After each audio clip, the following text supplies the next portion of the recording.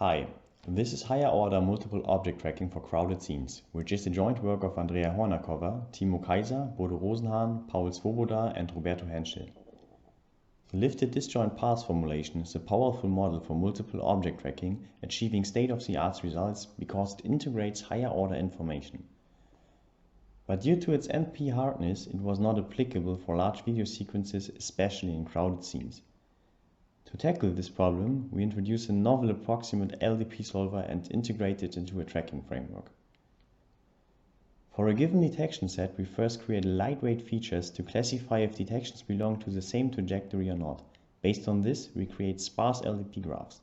And finally, this is the highlight, we solve the problem with our novel approximate LDP solver based on a dual decomposition framework. The solver achieves nearly the same tracking results than an optimal LDP solver, but with a highly improved runtime and is scalable to large crowded sequences such as MOT20.